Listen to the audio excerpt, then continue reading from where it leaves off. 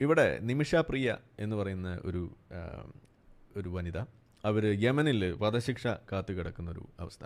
അപ്പോൾ അതിനെങ്ങനെയെങ്കിലും ഒരു അയവ് കൊണ്ടുവരാൻ വേണ്ടിയിട്ട് അവരെ മോചിപ്പിക്കണം എന്നുള്ള രീതിയിൽ സംസാരിച്ചുകൊണ്ട്, അല്ലെങ്കിൽ അതിനു വേണ്ടിയിട്ടുള്ള ശ്രമങ്ങൾ നടത്തിക്കൊണ്ട് ഒരുപാട് കാര്യങ്ങൾ ഇവിടെ കുറേ കാലങ്ങളായിട്ട് ഇവിടെ നടക്കുന്നുണ്ട്.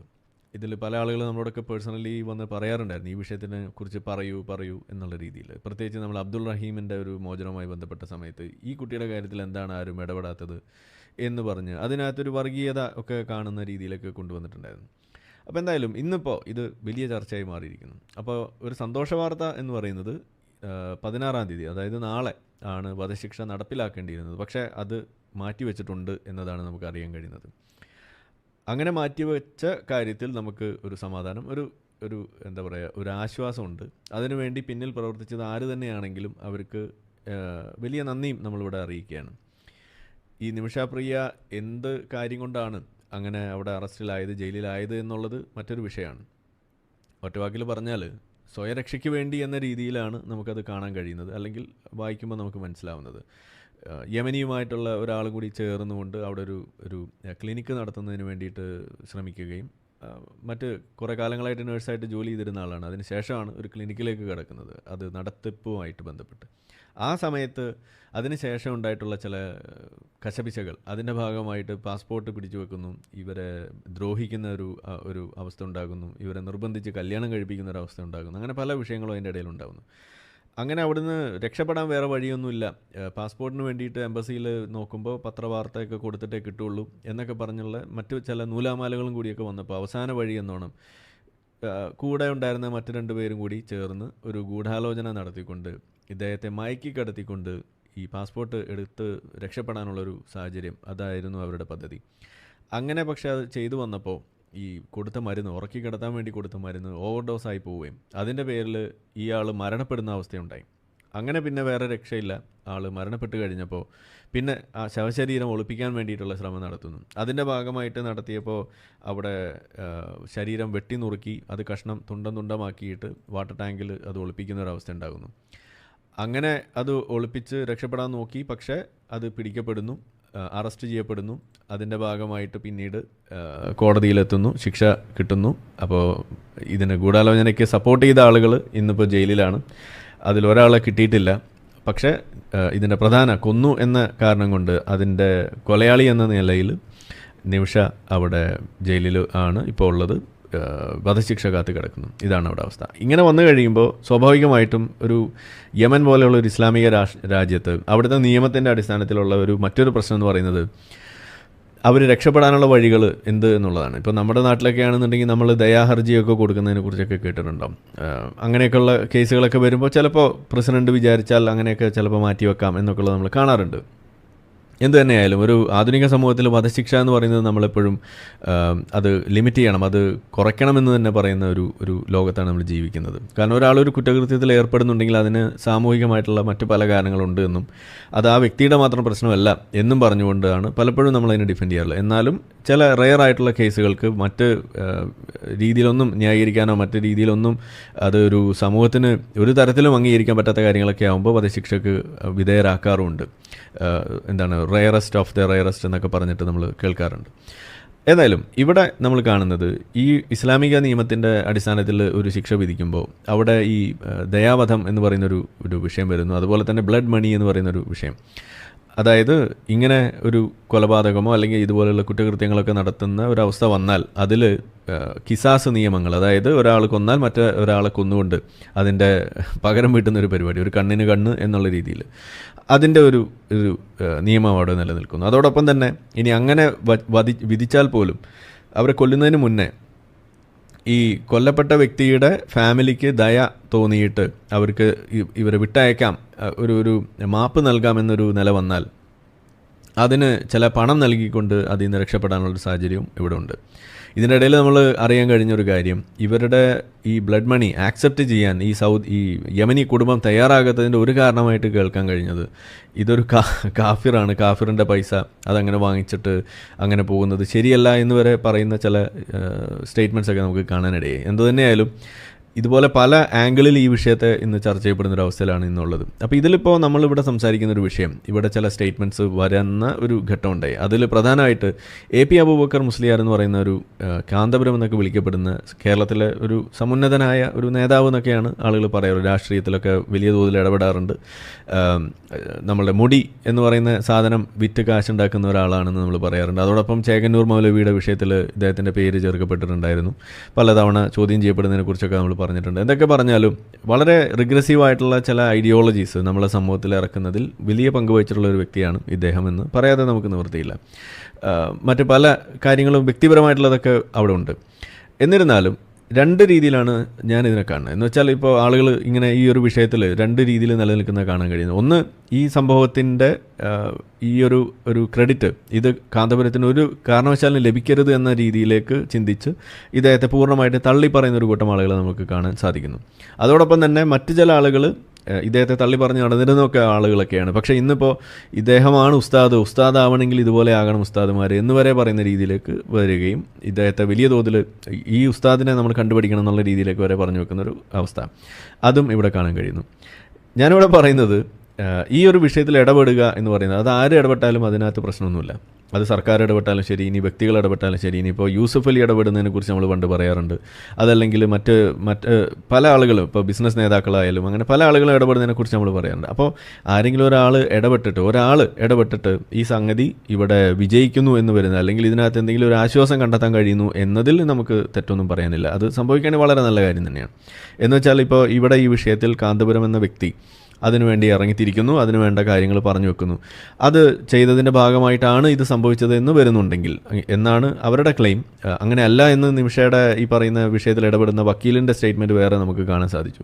ഇതിനകത്ത് കാന്തപുരത്തിന് റോളൊന്നും ഇല്ല എന്നുള്ള രീതിയിൽ. എന്ത് തന്നെയായാലും അതുണ്ടോ ഇല്ലയോ എന്നുള്ളത് നമ്മുടെ ഇപ്പോഴത്തെ വിഷയമല്ല. പക്ഷേ ഇന്നിവിടെ കാണുന്ന സ്റ്റേറ്റ്മെൻറ്റ് ഈ ഒരു വിഷയത്തിൻ്റെ പേരിൽ ഇദ്ദേഹത്തെ വെള്ളപൂശുന്ന കുറേ ആളുകളെയും കാണുമ്പോൾ നമുക്ക് പറയാനുള്ളത് ഇദ്ദേഹത്തെ വെള്ളപൂശേണ്ട കാര്യമൊന്നുമില്ല. ഇയാൾ ഇടപെട്ടു എന്നുള്ള കാര്യത്തിൽ അത് ഒരു നല്ല പ്രവൃത്തി തന്നെയാണ്. അങ്ങനെ ഇടപെടാൻ കാണിച്ച സന്മനസ്സിനെയൊക്കെ നമുക്ക് അഭിനന്ദിക്കുന്നതിലൊന്നും ഒരു തെറ്റൊന്നും പറയാനില്ല. പക്ഷേ ഇത് ആഘോഷമാക്കുന്നതിൽ എത്രത്തോളം ശരിയുണ്ട് എന്നതാണ് ഒരു വശത്ത്. രണ്ട്, ഈ ഒരു പ്രവണത, ഇങ്ങനെ ചെയ്യുന്നതിലുള്ളൊരു പ്രവണത, രാജ്യം ഇവിടെ തോൽക്കുന്നു, കാന്തപുരം ജയിക്കുന്നു എന്നുവരെ പറഞ്ഞു വെക്കുന്ന ഒരു രീതിയിലേക്ക് ഇത് വരുമ്പോൾ ഇത് എന്ത് തരം സന്ദേശമാണ് കൊടുക്കുന്നത് എന്നുള്ളതാണ് നമ്മുടെ ഒരു വിഷയം. അപ്പോൾ ഇവിടെ നമ്മുടെ കേരളത്തിൻ്റെ ഒരു പൊതു സാഹചര്യം നമ്മളെടുത്ത് പരിശോധിക്കുകയാണെങ്കിൽ ഇവിടെ കാലങ്ങളായിട്ട് നടന്നുകൊണ്ടിരിക്കുന്ന ചില കാര്യങ്ങളുണ്ട്. അതായത് ഈ തീവ്രവാദ ബന്ധവും അല്ലെങ്കിൽ ഇതുപോലെ തീവ്രവാദ കൂട്ടങ്ങളുമായിട്ടുള്ള കണക്ഷൻസ് അത് പല രീതിയിൽ നമ്മളുടെ ലോക്കൽ നേതാക്കന്മാരടക്കം ഈ ഇസ്ലാമിക പക്ഷത്തുള്ള ആളുകൾക്ക് ഇവിടെ ഉണ്ടായിരുന്നതും അതിൻ്റെ പേരിൽ പല ആളുകൾ ഇവിടെ വന്നും പോയൊക്കെ ഇരുന്നതും അത്തരം ബന്ധങ്ങളുടെ പേരിൽ ഇവിടെ പല കാര്യങ്ങളും നടന്നതും ഒക്കെ നമ്മൾ മുന്നേ പറയാറുണ്ട്. അതിലൊരു പ്രധാനപ്പെട്ട വ്യക്തിയാണ് യൂസുഫ് അൽ കർലാവി. അതായത് ഒരു യമനി തന്നെയായിട്ടുള്ള ഒരാളാണ്. സൗദിയിലായിരുന്നു ആൾ കുറേ കാലമൊക്കെ ഉണ്ടായിരുന്നത്. എന്തായാലും ആൾ വളരെ നൊട്ടോറിയസ് ആയിട്ടുള്ള ഒരു വ്യക്തിയും കൂടിയാണെന്ന് പറയാതെ വയ്യ. എന്ന് വെച്ചാൽ ഒരു പണ്ഡിതനാണ് കേട്ടോ, ഇസ്ലാമിക പണ്ഡിതനാണെന്നാണ് പറയുക. പക്ഷേ വളരെ തീവ്രമായ ഇസ്ലാമിക ആശയങ്ങൾ പുറത്തേക്ക് കൊണ്ടുവരുന്നതിൽ മുഖ്യ പങ്ക് വഹിച്ചിട്ടുള്ള ഒരാളാണ്. അദ്ദേഹമൊക്കെ ഓപ്പണായിട്ട് പറഞ്ഞിട്ടുള്ള ഒരു കാര്യം, സ്റ്റേറ്റ്മെൻറ്റ് നമ്മളെപ്പോഴും പറയാറുണ്ട്. അതായത് ഇസ്ലാമിൽ ഈ മതം വിട്ടവനെ കൊല്ലണം എന്ന നിയമം ഇല്ലായിരുന്നു എന്നുണ്ടെങ്കിൽ ഇസ്ലാം ഇന്ന് ഭൂലോകത്ത് ഉണ്ടാകില്ലായിരുന്നു എന്ന് പച്ചയ്ക്ക് പറഞ്ഞൊരു വ്യക്തിയും കൂടിയാണ് ഈ പറയുന്ന യൂസുഫ് അൽ കർലാവി. എന്നുവെച്ചാൽ അത്രമാത്രം ആശയം ഈ ഇസ്ലാമിൻ്റെ നിയമങ്ങൾ പഠിച്ച് മനസ്സിലാക്കിയൊരു വ്യക്തിയും കൂടിയാണ്. ഈ ചങ്ങാതിയൊക്കെ നമ്മുടെ നാട്ടിൽ വന്നു പോയിട്ടുണ്ടെങ്കിൽ അത് ജമാഅത്ത് ഇസ്ലാമിയുടെ ചില വേദികളിൽ സ്ഥിരം ഒരു വക്താവായിട്ട് മാറുന്നൊരവസ്ഥ, അല്ലെങ്കിൽ അവരുടെ ഒരു പ്രധാനപ്പെട്ട വ്യക്തി ഒരു അതിഥിയൊക്കെ ആയിട്ട് ഇവിടെ വന്നു പോയിട്ടുണ്ടെങ്കിൽ അത് കേരളത്തിലാണ് വന്നു പോയിട്ടുള്ളത്, അതിവിടെ നടന്നിട്ടുള്ളതാണ്. ഇനി മൂസ സെറൻഡോണിയോ എന്ന് പറയുന്ന ഒരു വ്യക്തി, ആൾ നമ്മളുടെ ഐസിസിൻ്റെ ഒരു പതാകവാഹകനൊക്കെ ആയിട്ട് പിന്നീട് മാറിയൊരു വ്യക്തിയാണ്. പക്ഷേ ആൾ ക്രിസ്ത്യാനി ആയിരുന്നു, ഇസ്ലാമിലേക്ക് വന്നു, അങ്ങനെ അവസാനം പിന്നീട് ഐസിസിലേക്ക് പോകുന്നു, ഐസിസിലേക്ക് പോയി മതം പഠിക്കുന്നു. ഇന്നിപ്പോൾ ആൾ ഇസ്ലാം തന്നെ ഉപേക്ഷിച്ചിട്ട് സമാധാനമായിട്ട് ഇന്നിപ്പോൾ ഓസ്ട്രേലിയയിൽ ജീവിക്കുന്നുണ്ട്. പക്ഷേ ഇദ്ദേഹം മതത്തിലേക്ക് വന്ന സമയത്ത് ഈ തീവ്രമായ ചില ഇസ്ലാമിക ആശയങ്ങൾ പറഞ്ഞു നടന്നിരുന്ന സമയത്ത് ഇദ്ദേഹത്തെ നമ്മുടെ നാട്ടിലേക്ക്, കേരളത്തിലേക്ക് കൊണ്ടുവന്നത് MM അക്ബറാണ്. അങ്ങനെ അവരുടെ വേദിയിൽ അതിഥിയായിട്ട് വരുന്നു. ഇനി അതുകൂടാതെ ഖാലിദ് മഷാൽ എന്ന് പറഞ്ഞ ആൾ, അത് ഹമാസിൻ്റെ ഒരു തീവ്രവാദ നേതാവാണ്. അദ്ദേഹത്തെയും ഇതുപോലെ ആനയിച്ച് ഇവിടെ ഓൺലൈൻ ഒരു പ്രസൻസിലൂടെ ഈ യുദ്ധം തുടങ്ങിയതിന് ശേഷം നമ്മൾ കണ്ടിട്ടുള്ളതാണ്. കേരളത്തിൽ ഇതുപോലെ ഒരു സ്ക്രീനിലൂടെ വന്ന് നിന്ന് സംസാരിക്കുന്നൊരവസ്ഥ ഇന്ത്യയിൽ വേറൊരു സ്ഥലത്തും നടന്നിട്ടില്ല, കേരളത്തിലാണത് നടന്നത്. പിന്നെ നമ്മൾ കണ്ടിട്ടുണ്ട് സയ്യിദ് കുത്തുബ ആയാലും അല്ലെങ്കിൽ ഹസനുൽ ബന്ന ആയാലും ഇതുപോലുള്ള തീവ്രവാദ ചിന്തകൾക്ക് എല്ലാ തരത്തിലുള്ള ഇന്ധനവും പകർന്നു നൽകിയിട്ടുള്ള ജമാഅത്ത് ഇസ്ലാമിയുടെ സ്ഥാപക നേതാക്കന്മാരായാലും മുസ്ലിം ബ്രദർഹുഡിൻ്റെ ആളുകളായാലും ഇവരെല്ലാം ഇവിടെ ഏറ്റെടുക്കാനും അവരെ പൊക്കിക്കൊണ്ട് നടക്കാൻ ആനപ്പുറത്ത് അവരുടെ ചിത്രങ്ങൾ അവിടെ തിടമ്പേറ്റാനും ഒക്കെ ഇവിടെ ഇഷ്ടംപോലെ ആളുകളുണ്ടായിട്ടുണ്ട്, അവസരങ്ങളൊക്കെ ഉപയോഗിക്കപ്പെട്ടിട്ടുണ്ട്. ഇതെല്ലാം കേരളത്തിലാണ് നടന്നിട്ടുള്ളത്, വേറെ എവിടെയും നടന്നിട്ടില്ല. അപ്പോൾ ഇവിടെ നമ്മളിത് കാണുന്നതെന്ന് വെച്ചാൽ നമ്മളെ കേരളത്തിലുള്ള ഈ മത നേതാക്കൾ അവർ മാനവിക സ്നേഹമൊക്കെ ഉണ്ടൊക്കെ ശരിയാണ്, അതൊന്നും ഇപ്പം നമ്മൾ അതിനെ നെഗേറ്റ് ചെയ്യാനോ അത് ഇല്ല എന്ന് പറയാനോ ഒന്നും നമ്മൾ നിൽക്കുന്നില്ല, അത് ഇവിടെ പറയേണ്ട ആവശ്യമില്ല. പക്ഷേ ഇവരുടെ ഈ അന്തർധാര എന്ന് പറയുന്നത് ഇത്തരം തീവ്രവാദ കൂട്ടങ്ങളുമായിട്ടും അവരുടെ നേതാക്കന്മാരുമൊക്കെ ആയിട്ട് നമ്മളുടെ നാട്ടിലുള്ള മതപണ്ഡിതന്മാർക്കുള്ള ബന്ധങ്ങൾ അത് സത്യം പറഞ്ഞു കഴിഞ്ഞാൽ അത് ആശങ്ക ജനിപ്പിക്കുന്ന കാര്യം തന്നെയാണ്. ഇവിടെ ഇന്ത്യ തോറ്റു കാന്തപുരം ജയിച്ചു എന്ന് പറയുമ്പോഴും കാന്തപുരം ചെയ്തിരുന്ന കാര്യങ്ങളിലെ വ്യക്തിപരമായ വിഷയങ്ങളൊക്കെ അവിടെ ഉണ്ടെങ്കിലും അത് മാറ്റിവെച്ചാൽ പോലും ഇതിനുവേണ്ടി ഇറങ്ങിത്തിരിക്കുമ്പോൾ ഇദ്ദേഹം ഇന്ന് കോൺടാക്ട് ചെയ്ത ആളുടെ പേര് യമനി സൂഫി ഷെയ്ഖ് ഹബീബ് ഉമർ ബിൻ ഹാഫിസ് എന്ന് പറയുന്ന ഒരാളാണെന്നാണ് പറയുന്നത്. ഒരു സൂഫി വര്യനാണെന്നും കൂടി വേണമെങ്കിൽ പറയാം. മുഹമ്മദ് നബിയുടെ നേർ പാതയിൽ വന്നിട്ടുള്ള ഒരാളാണെന്നൊക്കെ പറഞ്ഞു വെക്കുന്നു. എന്തു തന്നെയായാലും ഇദ്ദേഹം ഒരു ഈ പറയുന്ന ഹൂത്തികളുടെ ഭരണത്തിൻ്റെ കീഴിലുള്ള ഈ യമനിൽ നിലനിൽക്കുന്ന അവിടുത്തെ സംവിധാനത്തിൻ്റെ ഉള്ളിൽ തന്നെ ജീവിക്കുന്ന ഒരാളാണ്. ആൾ സൗദിയിലുമാണ് എന്ന് പറയുന്നത് കേൾക്കുന്നു. എന്തായാലും ഒരു യമനി ആയിട്ടുള്ള ഒരു വ്യക്തിയാണ് ഇദ്ദേഹം. ഇദ്ദേഹത്തിന് കാര്യമായ പിടിപാടുകൾ അവിടെ ഉണ്ടെന്ന് അറിയുന്നു. വളരെ മികച്ച രീതിയിൽ പല വേദികളിലും പോയി പ്രസംഗിക്കുകയും മതപ്രചാരണം നടത്തുകയും ഒക്കെ ചെയ്യുന്ന ഒരാളാണ്. ഇയാൾ അറിയപ്പെടുന്ന നല്ലൊരു അസൽ ജൂതവിരുദ്ധനുമാണ്. ഇതുകൂടി നമുക്കറിയാൻ കഴിയും. ഇദ്ദേഹത്തിൻ്റെ പല ഇതുപോലെയുള്ള ഇൻഫ്ലമേറ്ററി ആയിട്ടുള്ള സ്റ്റേറ്റ്മെൻറ്റ്സും ഇതിനോട് അകം തന്നെ മുന്നോട്ട് വന്നിട്ടുണ്ട്. പ്രത്യേകിച്ച് ഒക്ടോബർ 7 ശേഷം പലയിടത്തും ചർച്ചയായിട്ടുള്ളൊരു കാര്യമാണ്. കാരണം നമ്മൾ സാധാരണ പറയാറുള്ള ഈ ഹദീസുകളൊക്കെ പൊക്കി പിടിച്ചുകൊണ്ട് ജൂതന്മാർ നമ്മളെ ശത്രുക്കളായിട്ട് കാണണം എന്ന് വരെ പറയുന്ന രീതിയിൽ കാര്യങ്ങൾ പറഞ്ഞു വെക്കുന്നു. പക്ഷേ ഇവർ ഈ സൂഫികളായതുകൊണ്ട് അവർക്ക് മറ്റു പല ഈ ചേർച്ച പ്രശ്നങ്ങളൊക്കെ ഉണ്ടായിട്ടുണ്ട്. എന്ന് വെച്ചാൽ ഈ സലഫികളൊക്കെ ആയിട്ട് അത് പിന്നെ സ്വാഭാവികമായിട്ടുണ്ടാകുന്ന ഒരു സംഗതിയാണ്. ഈ ഷിയ വിഭാഗം അല്ലെങ്കിൽ ഇതുപോലുള്ള ആളുകൾക്ക് സലഫികളുമായിട്ട് ചേർന്ന് പോകാൻ സാധിക്കില്ല എന്നുള്ളത് തന്നെയാണ്. എന്ത് തന്നെയായാലും ഇവിടെ ഇപ്പോൾ നമ്മൾ കാണുന്നത് ഈ ഹൂത്തി ഭരണകൂടത്തിൻ്റെ നേർബന്ധമൊന്നും നമുക്ക് പറയാൻ കഴിയില്ലെങ്കിലും ഇൻഫ്ലുവൻഷ്യലായി നിലകൊള്ളാൻ പറ്റുന്ന ഒരു വ്യക്തി തന്നെയാണ് ഈ പറയുന്ന വ്യക്തി. അതിൻ്റേതായിട്ടുള്ള ചില ഇടപെടലുകളൊക്കെ മുൻകാലങ്ങളിലും ഒക്കെ നമുക്ക് നടന്നതായിട്ടൊക്കെ പലയിടത്തും വായിച്ചറിയാൻ കഴിയും. എന്തായാലും ഇവിടെ നമ്മൾ കാണുന്നത് ഇദ്ദേഹത്തിലൂടെ ഒരു ശ്രമം നടത്തിയെന്നാണ് പറയാൻ കഴിയുന്നത്. ശ്രമം നടത്തിയോ അതാണോ ഇതിൻ്റെ കാരണം എന്നൊക്കെ ഉള്ളത് വേറെ വിഷയം. കാരണം ഇവിടെ ഈ പറയുന്ന കാന്തപുരത്തിൻ്റേത് പബ്ലിസിറ്റിക്ക് വേണ്ടിയുള്ള പ്രവർത്തനം, നിമിഷ പ്രിയയുടെ മോചനത്തിനായി ശ്രമിച്ചത് കേരള ഗവർണറും കേന്ദ്ര സർക്കാരും, സമസ്തയുടെ വാദങ്ങൾ തള്ളി മനുഷ്യാവകാശ പ്രവർത്തകൻ സാമുവൽ ജെറോം എന്ന് നമുക്കിവിടെ വാർത്തയിൽ കാണാൻ കഴിയുന്നു. നമ്മളുടെ ഹാഷ്മിയുമായിട്ടുള്ള ഒരു സംഭാഷണത്തിൽ അത് ഓപ്പണായിട്ട് നേരിട്ടത് അത് ഡിസ്മിസ് ചെയ്യുന്നത് നമുക്ക് കാണാൻ സാധിക്കും. ഹാഷ്മി എടുത്തു ചോദിക്കുന്നു കാന്തപുരത്തെ മനഃപൂർവ്വം പറയാത്തതാണോ എന്ന് ചോദിക്കുമ്പോൾ അങ്ങനെയൊന്നും ഉണ്ടായിട്ടില്ല എന്ന് പച്ചയ്ക്ക് പറയുന്നത് നമ്മൾ കേൾക്കുന്നു. എന്ന് തന്നെയായാലും ഇതിപ്പോൾ എൻ്റെ സ്വന്തം ചാനലായ ജനം ടി വിയിൽ വന്നിട്ടുള്ള വാർത്ത ആയതുകൊണ്ട് നമുക്കിത് വിശ്വസിക്കാതിരിക്കാൻ നിവൃത്തിയില്ല. എന്തായാലും ഇതേതായാലും മറ്റാരും കൊടുക്കാനും പോകുന്നില്ല. അപ്പോൾ ഇങ്ങനെയും ഒരു സൈഡിൽ കൂടെ വാർത്ത വരുന്നു. അപ്പോൾ ഒരു വശത്ത് കാന്തപുരമാണ് ഇടപെട്ടത് എന്നും കാന്തപുരമേ ഇടപെട്ടിട്ടുള്ളൂ എന്നും മറ്റൊരു വശത്ത് കാന്തപുരം വെറും പബ്ലിസിറ്റി സ്റ്റണ്ടാണ് നടത്തിയത് എന്നും പറഞ്ഞുകൊണ്ടുള്ള ചില കാര്യങ്ങളാണ് ഇവിടെ കാണുന്നത്. അതിൻ്റെ ഇടയിലാണ് നമ്മളെ കാന്തപുരം വീണ്ടും രംഗത്ത് ഇവിടെ ഒരു ലെറ്റർ ഹെഡിൽ ഒരു സാധനമൊക്കെ പ്രദർശിപ്പിച്ചുകൊണ്ട് ഇത് ഓർഡർ കയ്യിൽ കിട്ടിയിട്ടുണ്ട് എന്ന രീതിയിലേക്ക് വരുന്നു. ഈ ഓർഡർ കയ്യിൽ കിട്ടി, ഇത് അറബിയിലാണ് എഴുതിയിരിക്കുന്നത്.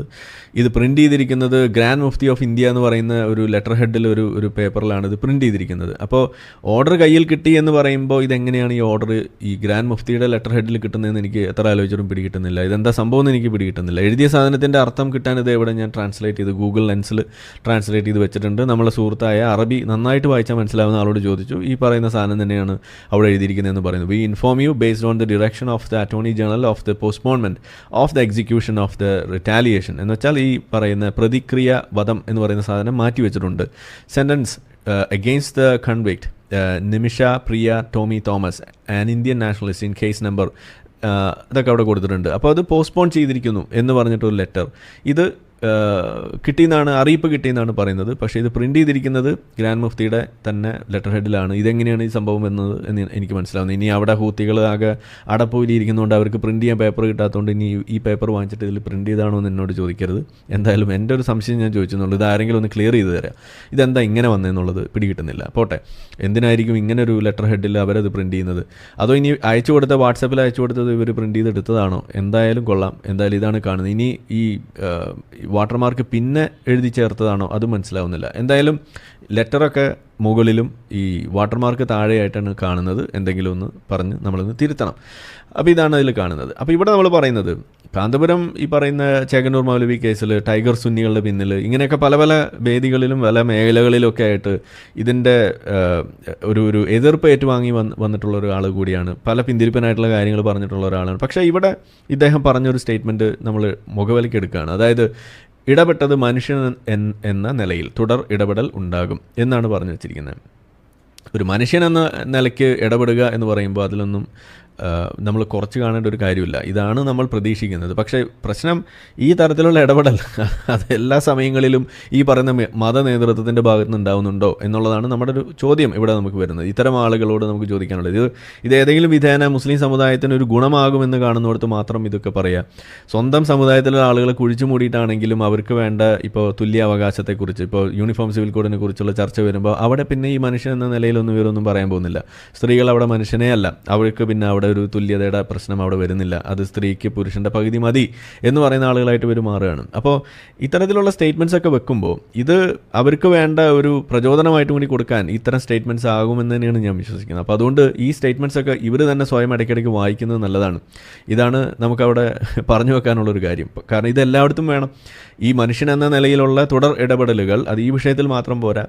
ഇതുപോലെയുള്ള സ്വന്തം നാട്ടിലുള്ള ഈ മുസ്ലിം സ്ത്രീകളെ അടക്കം ഇതുപോലെ കുഴിയിൽ നിർത്തുന്ന പ്രശ്നങ്ങളുണ്ടാകുമ്പോൾ അതിനകത്ത് ഇടപെടുമ്പോഴും ഇത് വേണം എന്നുള്ളതാണ് നമുക്ക് പറയാനുള്ളത്. അത് ഒന്നിവിടെ ഓർമ്മിച്ച് പോവുകയാണ് ഇത്തരം കാര്യങ്ങളൊക്കെ വരുന്നത് കാണുമ്പോൾ. പല വിഷയങ്ങളിലും ഇത് നമ്മൾ മുന്നേ പറഞ്ഞിട്ടുള്ളത്. പക്ഷേ ഇവിടെ ഇപ്പോൾ ഇതിൻ്റെ ഒരു പശ്ചാത്തലത്തിൽ കാന്തപുരത്തിന് ഇരുന്ന് ഇങ്ങനെ തെറി പറയുക അല്ലെങ്കിൽ കുറ്റപ്പെടുത്തുക ഇതല്ല. നമ്മൾ ഇതിൻ്റെ ന്യൂആൻസസ് ഒന്ന് നമ്മൾ സംസാരിച്ച് പോകുക എന്നുള്ളതാണ്. കാരണം ഇതിൽ ആഘോഷിക്കാനുള്ള വകുപ്പുണ്ട് എന്ന് എനിക്ക് തോന്നിയിട്ടില്ല. കാരണം ഇത് ആശങ്കയാണ് എനിക്കുണ്ടാക്കിയിട്ടുള്ളത്. ആ ആശങ്കയുടെ കാരണം എന്ന് പറയുന്നത് സത്യത്തിൽ ഇതിൻ്റെ പിന്നിൽ പ്രവർത്തിക്കുന്ന ആളുകൾ അത് ഇപ്പോൾ ഒരു ഔദ്യോഗികമായിട്ടുള്ള ചാനൽസിന് പകരം ഇത്തരത്തിലുള്ള നമ്മുടെ നാട്ടിലുള്ള ഒരു ലോക്കൽ ഉസ്താദിന് ഇത്തരത്തിലുള്ള പിടിപാട് ഇതുപോലെ ഇടപെടാൻ ഉള്ള ഒരു പിടിപാട് ഉണ്ടാകുന്നു എന്ന് പറയുമ്പോൾ അത് ഏതെങ്കിലും വിധേന ഇതുപോലുള്ള തീവ്രവാദ കൂട്ടങ്ങളുമായിട്ട് അതിപ്പോൾ ഒരു തവണയല്ല. ഇപ്പോൾ യൂസഫ് കർദാവിയുടെ കാര്യം പറഞ്ഞ പോലെ അല്ലെങ്കിൽ മൂസ സെറണ്ടോണിയുടെ കാര്യം പറഞ്ഞ പോലെ അല്ലെങ്കിൽ ഇനി ഏത് തന്നെ പറഞ്ഞാലും ഇത് ഔദ്യോഗികമായിട്ടുള്ള ചാനലുകൾക്കപ്പുറം അനൗദ്യോഗികമായിട്ട് ഇത്തരത്തിലുള്ളൊരു ബന്ധം സൂക്ഷിക്കാനുള്ളൊരു വഴികൾ ഇവർക്കൊക്കെ ഉണ്ട് എന്ന് വരുമ്പോൾ ഇത് സത്യത്തിൽ ആശങ്ക ഉണ്ടാക്കുന്ന കാര്യം തന്നെയാണ്. ഏതായാലും ഇപ്പോൾ കിട്ടിയ വാർത്തയുണ്ട് ഇതിൻ്റെ ഇതുപോലുള്ള വിഷയങ്ങൾ വരുമ്പോൾ ഇതിനകത്ത് ഇടപെടലുകളായിട്ട് കൂടുതൽ ആളുകളാണ് പുറത്തേക്ക് വരുന്നത്. ഞങ്ങളാണ് ഇടപെട്ടത്, മറ്റൊരു ഇടപെട്ടിട്ടില്ല എന്നുള്ള വാർത്തകൾ ഇങ്ങനെ വന്നുകൊണ്ടിരിക്കുകയാണ്. എന്തായാലും ഇത് നിമിഷാപ്രിയയാണ് പറയേണ്ടത്. അല്ലെങ്കിൽ അവരുടെ സ്വന്തം ഇതിനകത്ത് ഇടപെടുന്ന ആ കൂട്ടം ആളുകളുണ്ട്, അവരാണ് പച്ചയ്ക്ക് പറയേണ്ടത് ഇതിലെന്താണ് സംഭവിച്ചതെന്നുള്ളത്. അതുവരേക്കും ഇതിനകത്തുള്ള മറ്റു കാര്യങ്ങൾ ഡിസ്കസ് ചെയ്യാൻ അത് ആരാണ് ശരിക്കും ഇടപെട്ടത് എന്നത് തീർപ്പാക്കാൻ നമുക്കിപ്പോൾ അതിൻ്റെ ആവശ്യമില്ല എന്നുള്ളതാണ് അവിടെ പറഞ്ഞു വെക്കുന്നത്. ഏതായാലും ഇത് സംബന്ധിച്ചിട്ട് ഒരു കുറിപ്പ് ഞാൻ എഴുതിയിട്ടുണ്ടായിരുന്നു. അത് ജസ്റ്റ് ഒന്ന് വായിച്ചേക്കാം. അതിലൊരു പ്രധാന ഘടകം കൂടി ഉണ്ട്, അതും കൂടി പറയാൻ വേണ്ടിയിട്ടാണ്. നിമിഷ ഇസ്ലാമിക നിയമത്തിൻ്റെ ഇരയാണ്, കാന്തപുരം ഇസ്ലാമിൻ്റെ അന്തകനും. നിമിഷയുടെ ജീവൻ അപകടത്തിലാക്കിയതും മറന്ന് സ്വയരക്ഷയ്ക്കായി നിമിഷ ചെയ്തത് കണക്കിലെടുക്കാതെ മുസ്ലിമിനെ കാഫിർ കൊന്നാൽ ഖിസാസ് നിർബന്ധം എന്ന നിയമത്തെ മറികടക്കാൻ തത്രപ്പാട് പെടുന്നത് കാണുമ്പോൾ, അതിനെ ആഘോഷിക്കുന്നത് കാണുമ്പോൾ ചിരിയാണ് വരുന്നത്, ആശ്ചര്യവും. അവിടെ ജീവൻ രക്ഷിച്ചില്ലേ എന്ന ന്യായമായിട്ട് വരണ്ട. കാരണം യമൻ തീവ്രവാദികളായ ഹൂത്തികളുടെ നിയന്ത്രണത്തിലാവുകയും ആ യമനുമായി നയതന്ത്ര ബന്ധങ്ങൾ ഇല്ലാതെയാവുകയും അതിൻ്റെ പേരിൽ മറ്റൊരു രാജ്യമായി ആയ ഇന്ത്യയുമായി ഔദ്യോഗിക ഇടപെടൽ പോലും തടസ്സപ്പെടുകയും അന്നേരം ഒരു ഉസ്താദ് വിചാരിച്ചപ്പോൾ ഇടപെടാൻ സാധിക്കുകയും ചെയ്യുക എന്നത് ആഘോഷിക്കാനുള്ള വകയല്ല. മതരാഷ്ട്രങ്ങളുടെ ധാർഷ്ട്യവും അവരുമായിട്ടുള്ള നമ്മുടെ ഇടയിലുള്ളവരുടെ അസാധാരണ ബന്ധങ്ങളുമാണ് എന്നെ ആശങ്കപ്പെടുത്തുന്നത്. അതാണ് നമ്മുടെ പ്രശ്നം.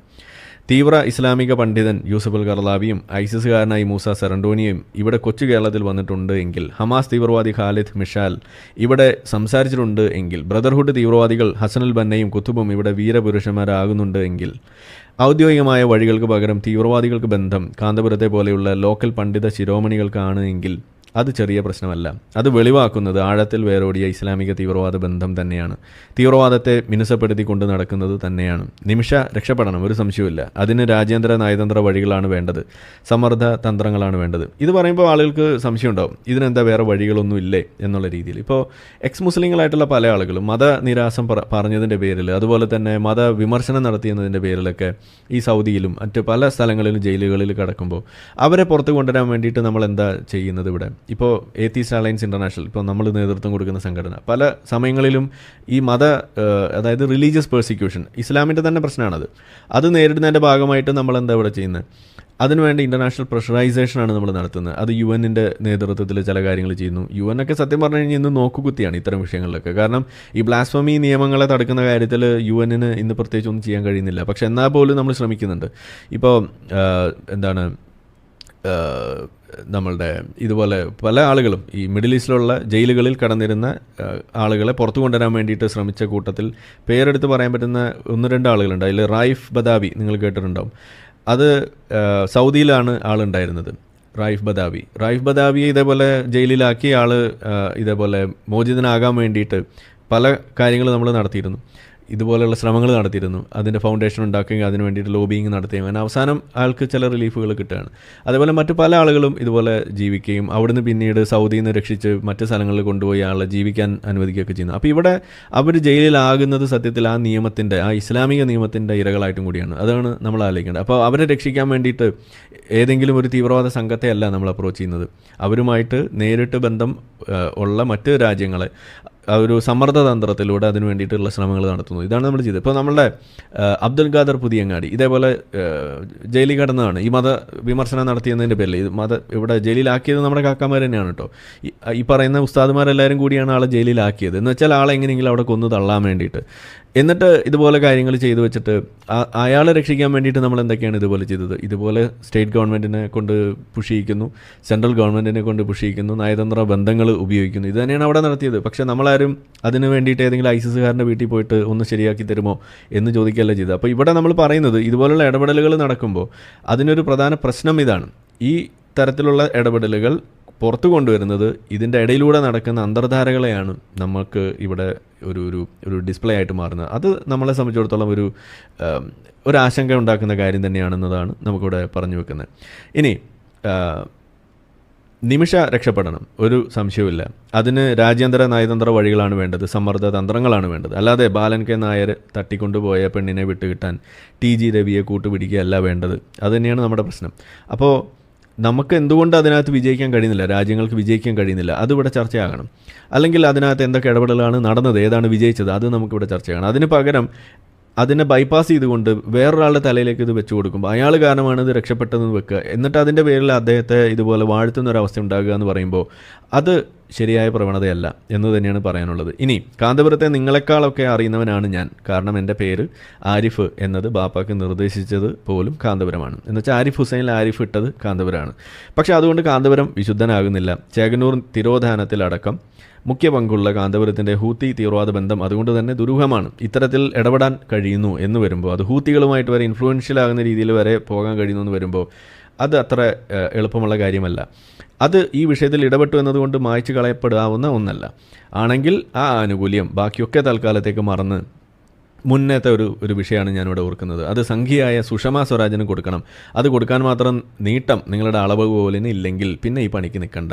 ഇതാണ് പറയാനുള്ളത്. കാരണം അങ്ങനെ ചെയ്യുമ്പോൾ നിങ്ങളുടെ ഉദ്ദേശം അത് ചെതലരിച്ച മറ്റേ കിടക്കപ്പായ പോലെയാണ് എന്നുള്ളതാണ് കാണുന്നത്. കാണാനൊക്കെ ഭംഗിയുണ്ടാവും, പക്ഷേ നിങ്ങൾ ഉള്ളിൽ ഒളിപ്പിക്കുന്നത് ഇത്ര നാൾ നിങ്ങൾ ചെയ്തുകൊണ്ടിരുന്ന സംഗതികളിലെ ആ ഒരു ജാള്യതയും അതിൻ്റെ ആ ഒരു ക്രൂരതയും മറച്ചു വെക്കാനും അത് മായ്ച്ചു കളയാനുള്ള ഒരു അവസരമായിട്ട് നിങ്ങൾ ഇതിനെ ദുരുപയോഗം ചെയ്യുന്നു. ഇതാണ് ഇവിടെ സംഭവിക്കുന്നത്. അതിൻ്റെ ആവശ്യമൊന്നുമില്ല. ഇവിടെ ഈ സുഷമ സ്വരാജിൻ്റെ കാര്യം ഞാൻ എടുത്ത് പറയുന്നത് കാരണം അവരൊരു സംഘിണിയായിരുന്നു എന്നാണ് പറയുക. ആ സംഘിണിയായിരുന്ന ആൾ മരിച്ചു കഴിഞ്ഞപ്പോൾ ഇവിടെ പല ആളുകളും പറഞ്ഞത് ഒരു വിഷവിത്ത് മരിച്ചു എന്ന് പറഞ്ഞിട്ട് ഇവിടെ പോസ്റ്റ് ഇട്ടിരുന്ന ആളുകളാണ്. അപ്പോൾ അന്ന് നമ്മൾ ഇവരോട് ചോദിക്കുമായിരുന്നു അതെങ്ങനെ ശരിയാവുക. കാരണം അവരിതേപോലെ ഒരു മന്ത്രിയായിരിക്കെ അവർ പല കാര്യങ്ങളും ഇതേപോലെ നല്ലത് ചെയ്ത് പല ഇന്ത്യക്കാരെയും രക്ഷിച്ച ഒരാളും കൂടിയാണ്. പല സ്ഥലങ്ങളിലും ഇതേപോലെ അകപ്പെട്ടു പോയുള്ള ഇന്ത്യക്കാരെ രക്ഷിക്കുന്നതിൽ വലിയ പങ്ക് വഹിച്ച ഒരാളാണ് എന്നിരിക്കെ അത് കണക്കിലെടുക്കാതെ അവരെ ഒരിക്കൽ പോലും നിങ്ങളൊരു നല്ല മനുഷ്യനായിട്ട് ചിത്രീകരിക്കാനോ അവരുടെ ഒരു അനുശോചനം അറിയിക്കാനോ പോലും നിങ്ങൾക്ക് സാധിച്ചിട്ടില്ലല്ലോ. അന്ന് നിങ്ങൾ പറഞ്ഞാൽ എന്താ, സംഗതി രക്ഷിച്ചിട്ടൊക്കെ ഉണ്ടാവും, ജീവനൊക്കെ ചിലപ്പോൾ രക്ഷിച്ചിട്ടുണ്ട്, പക്ഷെ അപ്പോഴും സംഗണി എന്നൊരു സംഗണിയാണ് എന്നല്ലേ നിങ്ങളന്ന് പറഞ്ഞത്. അപ്പം ഞാനിവിടെ അതേ സാധനം ഞാൻ നിങ്ങളോട് ചോദിക്കുകയാണ്. സംഗതി AP അബൂബക്കർ മുസ്ലിയാർ കാന്തപുരം പല ആളുകളും ജീവനൊക്കെ രക്ഷിച്ചിട്ടുണ്ടാവും, പക്ഷേ ഒരു പിന്തിരിപ്പനായ ഒരു ഉസ്താദ്, ഒരു വെളിച്ചെണ്ണ ഉസ്താദ് തന്നെയല്ലേ എന്ന് നമുക്ക് ചോദിക്കാമല്ലോ. പക്ഷേ അത്രയ്ക്ക് തരം താഴുന്നില്ല ഞാൻ തൽക്കാലം. പക്ഷേ നിങ്ങളോട് എനിക്ക് പറയാനുള്ളത്, ഈ പറയുന്ന അളവുകളൊക്കെ എടുത്ത് വെച്ചിട്ട് ഇതേപോലെ കാര്യങ്ങളൊക്കെ അളക്കാനും മറിക്കാനൊക്കെ നിങ്ങൾ വരുമ്പോൾ ഇതെല്ലാവർക്കും ബാധകമാണ് എന്നുള്ള കാര്യം നിങ്ങളൊന്ന് ഓർക്കണം. അത്രേ എനിക്ക് ഇതിനകത്ത് അവസാനമായിട്ട് കൂടി പറഞ്ഞു വെക്കാനുള്ളൂ. അപ്പോൾ ഈ തരത്തിലുള്ള സംഗതികൾ വരുമ്പോൾ അത് നിങ്ങളുടെ ബെനിഫിറ്റിന് വേണ്ടിയിട്ട് അത് കൊള്ളാം എന്ന് തോന്നിയിട്ട് നിങ്ങൾ ഉപയോഗിക്കുന്ന ആ പരിപ്പും അതും കൂടിയാണ് നമുക്കിവിടെ കാണാൻ കഴിയുന്നത്.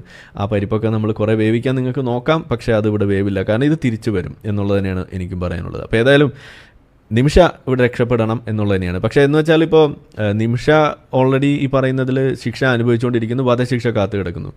അതിൻ്റെ ബ്ലഡ് മണി ഏറ്റെടുക്കുക എന്ന് പറയുമ്പോൾ അവിടെയാണ് ഞാൻ പറയാൻ ഉദ്ദേശിച്ച മറ്റൊരു കാര്യം. കാരണം ഇവിടെ ഒരു കാഫിർ ആണ് മുസ്ലിമിനെ കൊന്നിരിക്കുന്നത്. അങ്ങനെ വരുന്ന സമയത്ത് അതിൻ്റെ ശിക്ഷ അത്ര എളുപ്പത്തിൽ നമുക്ക് ഊരിപ്പോരാൻ പറ്റുന്ന സംഗതിയല്ല എന്നുള്ളതാണ്. അവർ ക്ഷമിച്ച് വിട്ടാലൊക്കെ ഓക്കെ, അത് ഇന്നത്തെ കാലഘട്ടത്തിൽ നടന്ന നല്ല കാര്യം. പക്ഷേ യഥാർത്ഥത്തിൽ അത് എത്രമാത്രം ഗൗരവമുള്ളതാണെന്ന് നമ്മൾ ആലോചിക്കുക. കാരണം ഇസ്ലാമിലെ നിയമം അത്ര സിമ്പിളല്ല ആ വിഷയത്തിൽ. അത് തന്നെയാണ് അതിൻ്റെ ഒരു പ്രശ്നം. അങ്ങനെ വരുമ്പോൾ ഇത് എത്രമാത്രം സാധ്യമാകും എന്നുള്ളത് കണ്ടറിയണം. രക്ഷപ്പെടട്ടെ, അത് ഒരു ജീവപര്യന്തമായിട്ട് കുറച്ച് കിട്ടട്ടെ എന്നുള്ളതാണ്. പക്ഷെ അപ്പോഴും ഫ്രീ ആകാനുള്ള സാധ്യത കുറവാണ്. കാരണം ഈ കുറ്റകൃത്യത്തിൽ തന്നെ ഗൂഢാലോചനയിൽ പങ്കെടുത്തു എന്നതിൻ്റെ പേരിൽ മറ്റൊരു നേഴ്സായിട്ടുള്ള സുഹൃത്ത് ഇപ്പോഴും ജയിലിൽ ശിക്ഷ അനുഭവിച്ചുകൊണ്ടിരിക്കുകയാണെന്നാണ് അറിയുന്നത്. അതുകൂടാതെ മറ്റൊരാളെ കാണാനുമില്ല, ആൾ ഒളിവിലുമാണ്. അപ്പോൾ നിമിഷയെ വെറുതെ വിടാനുള്ള സാധ്യത കുറവാണ്. അവർ ഈ വധശിക്ഷ മാറിയിട്ട് ജീവപര്യന്തമായി കുറച്ച് കിട്ടും എന്നുള്ളതാണ് വരാൻ ഇരിക്കുന്നത്. ഇതാണ് അവിടെ സാധ്യത, അങ്ങനെയാണ്. അപ്പോൾ ഏതായാലും ഇപ്പോൾ അബ്ദുൽ ഖാദറിൻ്റെ വിഷയത്തിലൊക്കെ നമ്മൾ ഇടപെട്ടപ്പോഴും നമ്മളോട് പറഞ്ഞ് നമ്മൾ ആവശ്യപ്പെട്ടൊരു കാര്യം ഇതാണ്. അതായത് അബ്ദുൽ ഖാദർ ചെയ്തത് ശിക്ഷയാണ്, അവരുടെ കണ്ണിൽ ശിക്ഷ അർഹിക്കുന്ന ഒരു വിഷയമാണ്, ഒരു കുറ്റകൃത്യമാണ്. പക്ഷേ നമ്മുടെ കണ്ണിൽ അത് അത്ര പ്രശ്നമായിട്ടുള്ളതല്ല. കാരണം അത് ഫ്രീഡം ഓഫ് എക്സ്പ്രഷൻ്റെ കാര്യത്തിൽ വരുന്നതാണ്. മതനിന്ദ എന്ന് പറയുന്നത് നമുക്കത്ര വലിയ പ്രശ്നമുള്ളതല്ല, പക്ഷേ അവർക്കത് വലിയ വിഷയമാണ്.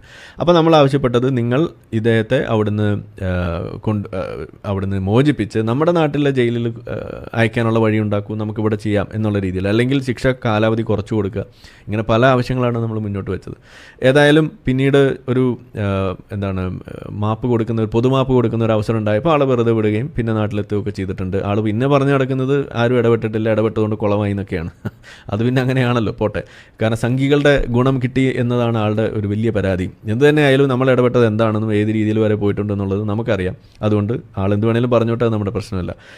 ഇതാണ് നമുക്കന്ന് ചെയ്യാനുള്ളതുണ്ടായിരുന്നത്, അതാണ് നമ്മൾ ചെയ്തത്. അപ്പോൾ ഇതുപോലുള്ള വിഷയങ്ങളിൽ ഇടപെട്ട അനുഭവം കൊണ്ടും കൂടി നമ്മൾ പറയാണ്, നമ്മൾ മുന്നോട്ട് വെക്കുന്ന ഇന്ത്യ എന്ന ഒരു രാജ്യം എന്നുള്ള നിലയ്ക്ക് നമ്മൾ മുന്നോട്ട് വെക്കുന്ന നമ്മുടെ രീതികൾ എന്ന് പറയുന്നത് എൻഗേജ്മെൻറ്റ് എപ്പോഴും പ്രോത്സാഹിപ്പിക്കുക എന്നുള്ളതാണ്. ഹൂത്തികളുമായിട്ട് ഇപ്പോൾ അവരാണ് അവിടെ ഒരു ഡിഫാക്റ്റോ ഒരു പവറായിട്ട് നിലനിൽക്കുന്നത് കൊണ്ട് അവരുമായിട്ടുള്ള ബന്ധം സ്ഥാപിക്കാൻ നമ്മളൊരുക്കമാണെങ്കിലും എൻഗേജ് ചെയ്യാൻ നമ്മളൊരുക്കമാണെങ്കിലും അവരൊരുക്കമല്ലെങ്കിൽ ഇത്തരത്തിലുള്ള കാര്യങ്ങൾ കോംപ്ലിക്കേറ്റഡ് ആവും. ഇതാണ് നമ്മൾ കാണുന്നത്. അതിന് അവർക്ക് തടസ്സം നിൽക്കുന്നത് മതമാകാം, ധാർഷ്ട്യമാകാം, എന്തും ആകാം.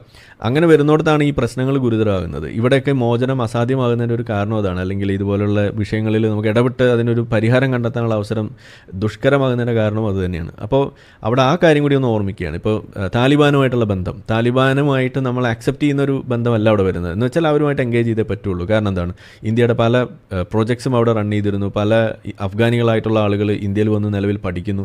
അവരുടെ യാത്രകൾ, അവരുടെ അങ്ങോട്ടും ഇങ്ങോട്ടുള്ള പോക്കുകൾ, അവിടെയുള്ള മൈനോറിറ്റീസിൻ്റെ കാര്യങ്ങളിൽ ഇന്ത്യക്ക് ചില കാര്യങ്ങൾ ചെയ്യാനുണ്ട്. അതുകൂടാതെ മറ്റു പല രീതിയിൽ ഇപ്പോൾ ക്രോസ് ബോർഡർ ടെററിസം വിഷയം വരുമ്പോൾ അതിനകത്ത് അഫ്ഗാനുമായിട്ട് ഡീൽ ചെയ്തുകൊണ്ട്, മീൻസ് താലിബാനുമായിട്ട് ഡീൽ ചെയ്തുകൊണ്ട് ഇന്ത്യയിലോട്ടുള്ള ഈ ഒരു ടെററിസം കുറയ്ക്കാൻ വേണ്ടിയിട്ടുള്ള അന്വേഷണങ്ങൾ, അതുപോലെ അതിന് വേണ്ടിയിട്ടുള്ള നിർദ്ദേശങ്ങൾ കൊടുക്കുക, ഇതെല്ലാം അവിടെ ചെയ്യേണ്ടി വരാറുണ്ട്. എന്ന് വെച്ചാൽ ഇപ്പോൾ പഹൽഗാം അറ്റാക്ക് നടന്നപ്പോൾ അതിനെ എതിർത്ത കൂട്ടത്തിൽ അത് ശരിയായില്ല, പാകിസ്ഥാൻ ചെയ്ത ഈ അക്രമം ശരിയായില്ല എന്ന് പറഞ്ഞിട്ട് അത് തീവ്രവാദം നമുക്ക് പറ്റിയതല്ല എന്ന് താലിബാൻ അവിടെ ഇരുന്ന് പറയുന്ന അവസ്ഥ വരെ ഉണ്ടായി. എന്ന് വെച്ചാൽ ഇന്ത്യ ഫേസ് ചെയ്ത വിഷയത്തിൽ ഇന്ത്യക്ക് ഒപ്പം നിൽക്കുന്ന രീതിയിൽ പോലും താലിബാൻ അവിടെ വരുന്നു. അതിൻ്റെ കാര്യം ഈ പറയുന്ന ഡിഫാക്റ്റോ ഒരു റൂളേഴ്സ് എന്നുള്ള രീതിയിൽ അവരെ ആക്സെപ്റ്റ് ചെയ്ത് അതിൻ്റെ ആ രീതിയിലുള്ള എൻഗേജ്മെൻറ്റ് പ്രോത്സാഹിപ്പിക്കുന്നുണ്ട്. ഇത് ഒരു ഡിപ്ലോമാറ്റിക് സെൻറ്റേഴ്സിൽ ഇത് സാധ്യമാകുന്ന ഒരു കാര്യം, ഇതിൻ്റെ ഒരു രീതിയാണ്. ഇത് ഹൂത്തികളുമായിട്ട് സാധിച്ചേ പറ്റുള്ളൂ. കാരണം നമ്മളൊരു രാജ്യമായിട്ട് നിലനിൽക്കുമ്പോൾ രാജ്യങ്ങളുമായിട്ടുള്ള ബന്ധങ്ങൾ പ്രധാനമാണ്. അതാണ് നമ്മളിവിടെ പ്രോത്സാഹിപ്പിക്കുന്നത്. പക്ഷേ ഇവിടെ നമ്മൾ കാണുന്നത് ചില സ്റ്റേറ്റ്മെൻറ്റ്സ് ആണ്. അതാണ് നമ്മളുടെ ഇതിനകത്തുള്ള ആശങ്കയ്ക്ക് വക ഉണ്ടാക്കുന്നത്. രാജ്യം തോറ്റിടത്ത് കാന്തപുരം ജയിച്ചു എന്ന് പറയുമ്പോൾ എങ്ങനെയാണ് രാജ്യം തോൽക്കുന്നത്? എങ്ങനെയാണ് കാന്തപുരം മാത്രമായിട്ട് അവിടെ ജയിക്കുന്നത് എന്നത് നമ്മൾ കൂടുതൽ കൂലങ്കുഷമായിട്ട് ചിന്തിക്കുകയും ആശങ്കപ്പെടുകയും ചെയ്യുന്ന ഒരു അവസ്ഥയായിട്ട് വരികയാണ്. അവിടെയാണ് ഇത്തരത്തിലുള്ള ഉസ്താദുമാരുടെ അന്തർധാരകൾ, ഇത്തരം തീവ്രവാദ ബന്ധങ്ങളടക്കമുള്ള കാര്യങ്ങൾ അത് നമ്മൾ കൂടുതൽ ആശങ്കാപൂർവ്വം വീക്ഷിക്കേണ്ടി വരുന്നൊരവസ്ഥയായിട്ട് ഇവിടെ മാറുന്നത്. അതിലുള്ള ആ ഒരു ആശങ്ക മാത്രമാണ് എൻ്റെ ഒരു പ്രശ്നമുള്ളൂ. അല്ലാതെ ഇടപെട്ടതിലോ അവർക്ക് എന്തെങ്കിലും ഗുണം കിട്ടുന്നതിലോ അതിലൊന്നും നമ്മുടെ ഒരു ബുദ്ധിമുട്ടുമില്ല. ക്രെഡിറ്റ് ആരെങ്കിലും അടിച്ചു മാറ്റുന്നതിലും നമുക്ക് പ്രശ്നമൊന്നുമില്ല. അതിൻ്റെ പേരിലുള്ള കച്ചറകളൊക്കെ ഇവിടെ നടക്കുന്നുണ്ട്, അത് നമ്മുടെ വിഷയമേ അല്ല എന്നും കൂടി ഒന്ന് പറഞ്ഞുകൊണ്ട് തൽക്കാലം നമുക്ക് ഈ കോളേഴ്സിലേക്ക് പോവാം. ഇത് സംബന്ധിച്ചിട്ട് നിങ്ങളുടെ ഒപ്പീനിയൻ നിങ്ങൾ പറയാം. നമുക്ക് എവിടെയെങ്കിലും ഏതെങ്കിലും വിഷയത്തിൽ അത്തരം കാര്യങ്ങൾ അഭിപ്രായങ്ങളുള്ളത് പറയുക എന്നുള്ളത് തന്നെയാണ് നമ്മുടെ ഉദ്ദേശം. ഇത് പറയാനേ പാടില്ല, പറഞ്ഞാൽ നിങ്ങൾ മാനവിക വിരുദ്ധനാകും എന്നുള്ള ചാപ്പയൊന്നും ഇവിടെ എടുക്കില്ല. അത് നമ്മൾ കേട്ടങ്ങ് മാറ്റി വെക്കും, അത്രയേ ഉള്ളൂ. ഓക്കെ, നമ്മളെ വീഡിയോ കണ്ടുകൊണ്ടിരിക്കുന്ന ആളുകൾ ചാനൽ സബ്സ്ക്രൈബ് ചെയ്തിട്ടില്ല എന്നുണ്ടെങ്കിൽ അത് ചെയ്ത് നമ്മളെ സപ്പോർട്ട് ചെയ്യുക. മറ്റു രീതിയിൽ സപ്പോർട്ട് ചെയ്യാൻ ആഗ്രഹിക്കുന്ന ആളുകൾക്ക് അതിൻ്റെ ഡീറ്റെയിൽസ് ഡിസ്ക്രിപ്ഷനിലുണ്ട്. നിങ്ങളുടെ ഓരോ ലൈക്കും ഷെയറും അതുപോലെ കമൻ്റ് ഇടുന്നതും ഈ വീഡിയോ അതിൻ്റെ താഴെ വരുന്ന കമൻറ്റുകൾക്ക് നിങ്ങൾ പ്രതികരിക്കുന്നതെല്ലാം തന്നെ വീഡിയോയുടെ റീച്ച് കൂടുന്നതിന് വലിയ തോതിൽ ഉപകാരപ്പെടുന്ന സംഗതിയാണ്. അപ്പോൾ അതുകൊണ്ട് അതിൽ നിങ്ങൾ ഏർപ്പെടണം എന്നും കൂടി ഞാൻ അഭ്യർത്ഥിക്കുകയാണ്. മറ്റുള്ള രീതിയിലുള്ള സപ്പോർട്ട് തുടർന്നും നിങ്ങളുടെ ഭാഗത്തുനിന്നുണ്ടാവും എന്ന് പ്രതീക്ഷിക്കുന്നു.